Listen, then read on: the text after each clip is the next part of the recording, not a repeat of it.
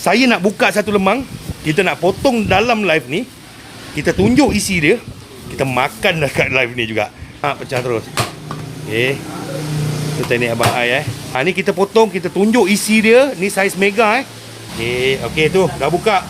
Cantik Kejadian dia cantik Okay, kepala santan, tengok kepala santan. Tu kepala santannya. Akak ni repeat lagi Dah datang tadi.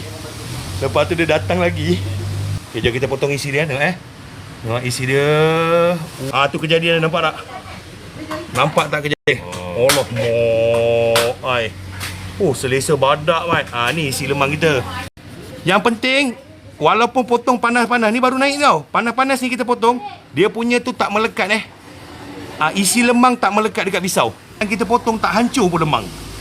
Ni rebus ke bakar? Bakar, 100% bakar. Tak ada rebus, tak ada kukus. Tu nampak kejadian dia cantik. Putih isi dia. Tu kepala santan. Allah Ai. Satu batang berapa? Yang paling kecil 16, yang sedang 19, yang paling besar yang saiz L 21, saiz XL 21 juga, saiz double XL pun 21 juga, jumpa triple XL pun 21 juga. Tengok kejadian dia. Ada kerak tak Tak ada. Sekejap saya turunkan brightness sikit. Kita tengok ada kerak tak? Tak ada kerak Cantik geng, tak ada kerak geng.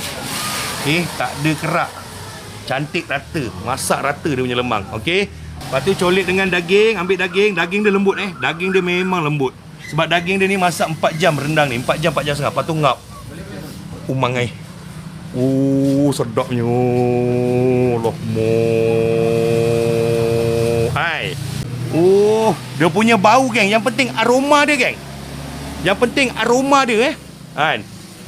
Saya nak ambil kepala santan lah geng. Ini geng. Ini yang paling mangai. Paling syahdu ni. Ini makan tak payah dengan rendang, tak apa, ngap je. Bismillah. Kita ngap Ya Allah, lembutnya. Bismillah. Lembut. Bismillahirrahmanirrahim.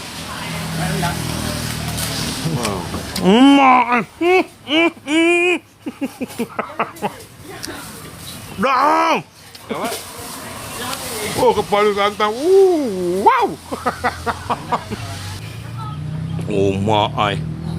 Selesa badak. Macam gigi kan, dia lembut tau. Kalau nenek tak gigi pun kan. Memang tak ada sikit pun kita rebus, tak ada sikit pun kita kukus, 100% bakar di atas dapur. Buka je Google Map ataupun Waze, type je lemang si gonjol. Kami kat Kampung Cahaya Baru, Pasir Gudang. Ataupun kau masuk Kampung Cahaya Baru tu cari Pencawang. Kan kita betul-betul kat bawah Pencawang